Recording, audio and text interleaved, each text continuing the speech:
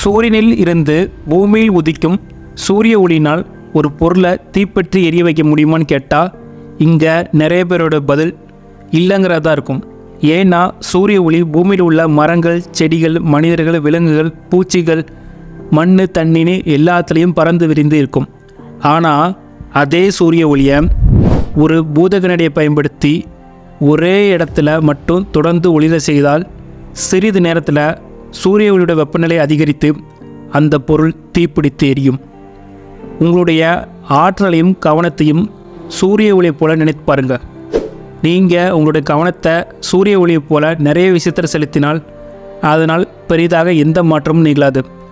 ஆனால் உங்களுடைய கவனத்தையும் ஆற்றலையும் ஒரே விஷயத்தை மையப்படுத்தி செலுத்தும் போது, சூரிய ஒளி பூதக்கண்ணாடி மூலமாக ஒரே இடத்துல செலுத்தும் போது அது எப்படி பற்றி எரிகிறதோ அதே மாதிரி உங்களாலையும் ஒரே விஷயத்தில் உங்களுடைய 100% கவனத்தை செலுத்தும் போது உங்களால் நீ நினைத்த எதையும் சாதிக்க முடியும். மிகப்பெரிய சக்தி வாய்ந்த வெற்றிகரமான மனிதராக மாறவும் முடியும். இந்த வீடியோவில் ஒரே விஷயத்தில் கவனம் செலுத்துவது எப்படி, நீங்கள் உங்களுடைய வெற்றிக்காக எந்த விஷயத்தில் முதல்ல கவனம் செலுத்துவது, இப்படி உங்கள் வாழ்க்கையை மாற்ற போகிற ஒரு வீடியோவாக இது இருக்க போகுது. ஸோ ஸ்கிப் பண்ணாமல் கடைசி வரை பாருங்கள். நீங்கள் பார்த்துருக்க சேனல் பில்டு பெஸ்ட் எம்பையர். நான் உங்கள் நண்பன் சக்தி பிரபு. அப்புறம் என்ன, வீடியோ ஆரம்பிப்பா. இந்த ப்ராப்ளம் வித் மல்டிடாஸ்கிங். ஒரே நேரத்தில் பல வேலையை செய்வதை நீங்கள் மிகப்பெரிய திறமையை நினைக்கலாம். ஆனால் மல்டிடாஸ்கிங் செய்வதனால உங்களுடைய செயல்திறனும் கவனம் செலுத்தும் ஆற்றலும் மிகப்பெரியதாக பாதிக்கப்படுகிறத ரிசர்ச்சில் கண்டுபிடிச்சிருக்காங்க. என்ன ரீசன்னா, நீங்கள் ஒரு செயல் செய்யும்போது டக்குன்னு இன்னொரு விஷயத்தை செய்ய ஆரம்பிச்சிங்கன்னா ஒவ்வொரு முறையும் உங்களுடைய மூளை தன்னைத்தானே மாற்றிக்கொள்ள சிறு நேரம் எடுக்கும். இதை நீங்கள் தொடர்ந்து செய்து கொண்டே இருந்தால் ஒரு ஸ்டேஜில் உங்கள் மூளையோட மசில் மெமரி பெரிதாக பாதிக்கப்படும். இன்னைக்கு காலகட்டத்தில் சராசரி மனிதனோட ஃபோக்கஸிங் கெப்பாசிட்டியே வெறும் 45 செகண்டாக தான் இருக்குது. இது மிகப்பெரிய பிரச்சனை. எக்ஸாம்பிள் சொல்லணும்னா, 1990 ஆரம்பத்தில் ஸ்டீவ் ஜாப்ஸை ஆப்பிள்லேருந்து வெளியேற்றினாங்க. அதுவே 1997 திரும்பி ஆப்பிள் நிறுவனமே ஸ்டீவ் ஜாப்ஸ் காலில் விழுந்து ஆப்பிள் கம்பெனிக்கு தலைமை இருக்க வர சொன்னாங்க. என்ன காரணம்னா, ஸ்டீவ் ஜாப் இல்லாத காலகட்டத்தில் ஆப்பிள் கம்பெனியில் நூற்றுக்கணக்கான ப்ராடக்டை உருவாக்கிட்டு இருந்தாங்க. இதனால் எந்த ஒரு பொருளிலுமே கவனம் செலுத்த முடியாமல் எல்லாமே ஃபெயிலியரில் தான் போய் முடிஞ்சுது. இனிமேல் ஆப்பிள் கம்பெனியை காப்பாற்ற ஸ்டீவ் ஜாப்ஸ் தான் வரணும்னு ஆப்பிளோட எம்ப்ளாயிஸ் எல்லாருமே ஸ்டீவ் ஜாப்ஸ் கிட்ட போய் நின்னாங்க. ஸ்டீவ் ஜாப்ஸ் திரும்ப வந்ததுமே எல்லா ப்ராடக்ட்டையும் நிறுத்த சொல்லிட்டார். அதாவது எல்லாத்தையும் குப்பையில் தூக்கி போட சொல்லிட்டார். ஆப்பிள் ஐஃபோனுங்கிற ஒரே ஒரு விஷயத்தில் மட்டும் கவனம் செலுத்த உத்தரவிட்டார். அதனோட விளைவு இன்றைக்கி டெக் கம்பெனியில் மிகப்பெரிய சக்தி வாய்ந்த கம்பெனியாக ஆப்பிள் நம்பர் 1 இடத்துல இருக்குது. சாம்சங், ரெட்மி, ஓப்போ, விவோ மாதிரியான போட்டி கம்பெனியிலேருந்து மாதம் ஒரு மாடல் ஃபோன் வந்துகிட்டே இருந்தாலும் வருஷத்துக்கு ஒரு தடவை லான்ச் பண்ணுற ஆப்பிள் ஐஃபோன் தான் இன்றைக்கும் number 1. Why focusing on one thing works. ஒரு விஷயத்தில் கவனம் செலுத்தும் போது மிகப்பெரிய வெற்றிக்கான ஃபார்முலாவை நம்ம கண்டுபிடிக்கிறோம். அது என்ன ஃபார்முலானா, clarity plus consistency equal to mastery. ஒரு விஷயத்தில் கவனம் செலுத்துவது அந்த விஷயத்தில் உங்களை மிகப்பெரிய மாஸ்டராக மாற்றும்.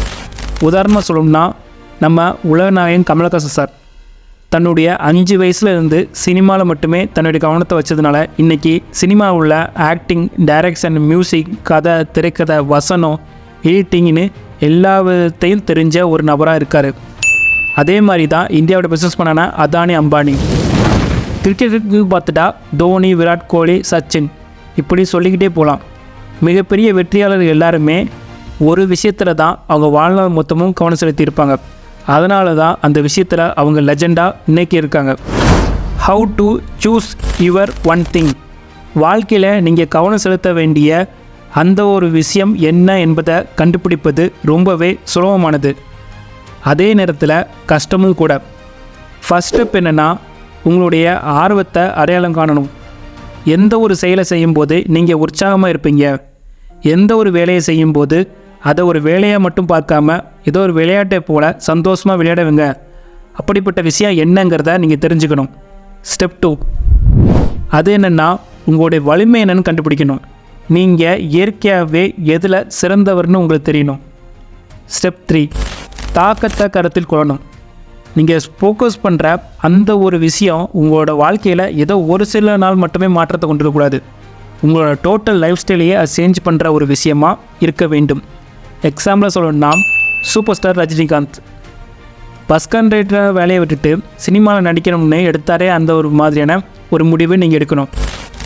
உங்களுடைய அந்த ஒன் திங் என்னென்னு கண்டுபிடிக்க சிறந்த வழியை உலக பணக்காரர் ஒருவரான வாரன் பஃபெட் சொல்லியிருக்காரு.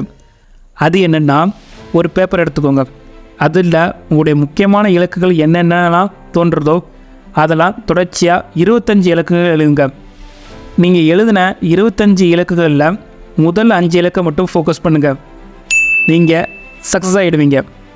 பேலன்ஸ் உள்ள 20 இலக்கை என்ன பண்ணுறீங்க கேட்டிங்கன்னா அதை கண்டுக்கிடாதீங்க, அப்படியே விட்டுருங்க. என்ன காரணம்னா, உங்களுக்கு எது முக்கியப்படுதோ அதுதான் முதல்ல எழுதியிருப்பீங்க.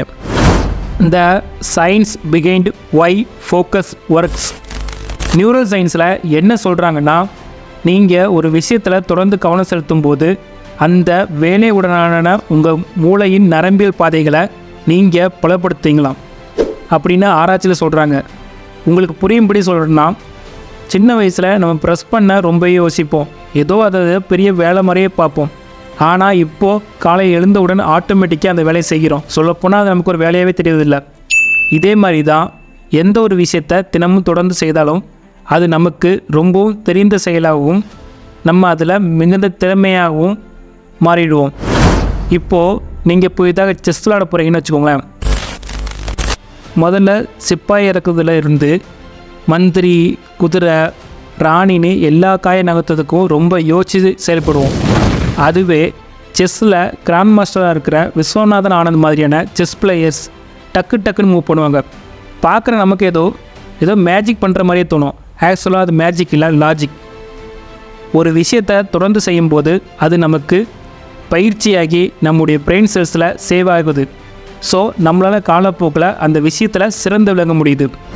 Over coming distraction and staying focused. உங்களுடைய ஒன் திங் என்னன்னு உங்களுக்கு தெரிந்தாலும் வாழ்க்கை உங்களை சும்மா விடாது. அது உங்கள் மீது தொடர்ந்து கவனச்சிதறல்களை வீசிக்கிட்டே தான் இருக்கும்.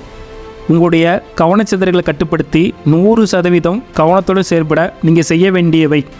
ஃபஸ்ட் ஸ்டெப் என்னென்னா, எலிமினேட் டிஸ்ட்ராக்ஷன். மொபைல் ஃபோன் நோட்டிஃபிகேஷனை ஆஃப் பண்ணுங்கள். முக்கியமில்லாத மீட்டிங் இல்லை தேவையில்லாத அவுட்டிங்கை தவிர்த்திடுங்கள். சுற்றி உள்ள நண்பர்கள், உறவினர்கிட்ட லிமிட்டை செட் பண்ணுங்கள். என்னது ஃப்ரெண்ட்ஸ் ஃபேமிலிக்கு லிமிட்டா? உங்களுக்கு ஒரு கதை சொல்கிறேன். நம்ம எல்லாருக்குமே ஹாரி பாட்டர் தெரியும். அந்த புத்தகத்தை எழுதிய ஜே.கே. ரவுலிங் ஹாரி பாட்டர் புத்தகத்தை எழுதி முடிக்க தன்னுடைய குழந்தைகள், குடும்பத்தை விட்டுட்டு ஒரு ஹோட்டல் ரூமில் தன்னை லாக் பண்ணிக்கிட்டு எந்த ஒரு சத்தமும் டிஸ்டர்பும் இல்லாமல் எழுதி முடித்தாங்க. அதனால தான் அந்த புக்கு அவ்வளோ க்ரியேட்டிவாக இருக்குது. அந்த புக்கை வைத்து மட்டுமே அவங்க 8,000 கோடி சம்பாதிச்சிருக்காங்க. Step 2, create a routine. இப்போது நீங்கள் தினமும் 1 மணி நேரம் உடற்பயிற்சி செய்யணும் முடிவு பண்ணிட்டீங்கன்னா, ஒன்று காலையில் தொடர்ந்து உடற்பயிற்சி பண்ணுங்கள், இல்லைன்னா ஈவினிங் பண்ணுங்கள். ஒரு நாள் காலையில், மறுநாள் மதியம், மறுநாள் காலையில், அடுத்த நாள் ஈவினிங்னு மாற்றி மாற்றி பண்ணும்போது உடற்பயிற்சி செய்வது உங்களுக்கு எப்போவுமே ஒரு கஷ்டமான வேலையாக தான் இருக்கும். எந்த ஒரு வேலையாக இருந்தாலும் அதை செய்ய ஒரு நேரம் ஒதுக்கி தினமும் அதே நேரத்தில் அந்த வேலையை செய்து முடியுங்க. இது உங்களுக்கு பழக்கமாக ஃபார்ம் ஆகும். Step 3, practice mindfulness. 4 Hour work for week புக்கோடைய ஆத்தர் டிம் ஃபெர்ரிஸ் தினமும் காலையில் எழுந்து 2 மணி நேரம் தியானமும் முக்கியமான வேலைகளையும் செய்வாராம். அப்புறம் தான் கையில் மொபைல் ஃபோன் எடுப்பாராம். இப்படி தினமும் நீங்கள் செய்யும்போது பிரெயின் ரொம்ப ஃபோக்கஸ்டாக செயல்படும். Say no to everything else. The power of saying no.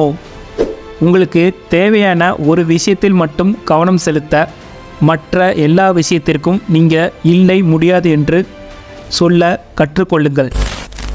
எந்த ஒரு விஷயம் உங்கள் இலக்கை அடைவதற்கு பயன்படாதோ அதற்கு நோ சொல்லுங்கள். மற்றவங்களுக்கு நோ சொல்வது எளிதான காரியம் இல்லை தான், ஆனால் அது மிகவும் மதிப்புக்குரியது. பெரிய பெரிய வெற்றியாளர்கள் எல்லாருமே இந்த கலையில் வல்லுநர்கள். இந்த உலகத்தில் பணம் கூட உங்களுக்கு அன்லிமிட்டடாக கிடைக்கலாம், ஆனால் நேரம் எப்போதுமே லிமிட்டட் தான். அதை உங்கள் இலக்கு அடைய மட்டும் பயன்படுத்துங்க. கவனம் என்பது தேவையான ஒரு விஷயத்திற்காக 100 நல்ல யோசனைகளுக்கு நோ என்று சொல்வதாகும் என்று ஆப்பிளோட ஃபவுண்டர் ஸ்டீவ் ஜாப்ஸ் சொல்வார். என்ன காரணம்னா, ஆப்பிளுடைய போட்டி நிறுவனம் சாம்சங்கில் AC, washing machine, fridge, TV, home theatre, mobile phone, laptop இப்படி பலவிதமான துறைகளில் பொருட்களை தயாரித்திருக்காங்க. இருந்தாலும் ஆப்பிள் தான் நம்பர் 1. காரணம், ஆப்பிளில் பல வருஷமாக டெக் இண்டஸ்ட்ரி மட்டும் தான் ஃபோக்கஸ் பண்ணுறாங்க. முக்கியமாக ஆப்பிள் ஐஃபோன், ஆப்பிள் மேக்புக், அவ்வளோதான். இன்றைக்கி ஆப்பிள் கம்பெனியுடைய மார்க்கெட் வேல்யூ $3 ட்ரில்லியன். நம்ம ஊர் காசுக்கு 240 லட்சம் கோடி. ஒரு வருஷத்தோட இந்தியன் கவர்மெண்ட் பட்ஜெட்டோட இது அதிகம். ஸோ ஒரு விஷயத்தில் மட்டும் ஃபோக்கஸ் பண்ணுங்கள், நீங்கள் தலை சிறந்தவனாக மாறுங்க, உலகமே உங்களை கொண்டாடும். ஸோ இங்கே வெற்றிக்கான மிகப்பெரிய ரகசியம் என்னென்னா, ஒரே நேரத்தில் அதிகமான விஷயங்களில் வேலை செய்வது பற்றியது அல்ல. இது குறைவான விஷயங்களில் அதிக நேரம் செலவிட்டு சிறப்பாக அந்த வேலையை செய்து முடிப்பதாகும். ஸோ ஒரு விஷயத்தில் கவனம் செலுத்துங்க, அதில் மிகப்பெரிய மாஸ்டராக மாறுங்க. நீங்கள் ஒரு விஷயத்தில் கவனம் செலுத்தும்போது நீங்கள் ரொம்பவும் தெளிவாக இருப்பீங்க. அதனால் உங்களுடைய இலக்கை நோக்கி வேகமாக செயல்படுவீங்க. இறுதியில் உங்களுடைய உண்மையான திறமை என்னன்னு கண்டுபிடிப்பீங்க. அது ஒரு தனிப்பட்ட இலக்காக இருந்தாலும் சரி, இல்லைன்னா ஒரு பிஸ்னஸில் வெற்றி அடைவதாக இருந்தாலும் சரி, கவனம் செலுத்தும் சக்தி உங்கள் கனவுகளை யதார்த்தமாக மாற்றும். நண்பா, இது உன்னுடைய நேரம். உனக்கான தருணம் வரும் வரை காத்திருக்காதே. அதனால் யாருக்கும் எந்த பயனும் இல்லை. இந்த வீடியோ உங்களுக்கு யூஸ்ஃபுல்லாக இருந்திருக்கும்னு நான் நினைக்கிறேன். வேறு ஏதாவது டாப்பிக்கை பற்றி நான் பேசணும்னு நீங்கள் நினச்சிங்கன்னா கமெண்டில் சொல்லுங்கள், நான் ட்ரை பண்ணுறேன். அப்படியே சேனலை சப்ஸ்கிரைப் பண்ணுங்கள், லைக் பண்ணுங்கள், உங்கள் ஃபேமிலி ஃப்ரெண்ட்ஸ்க்கு ஷேர் பண்ணுங்கள். அப்புறம் என்ன, அடுத்த வீடியோவில் பார்க்கலாமா? நீங்கள் பார்த்துருக்க சேனல் பில்டு பெஸ்ட் எம்பையர். நான் உங்கள் நம்பன் சக்தி பிரபு. See you soon. Tata, bye.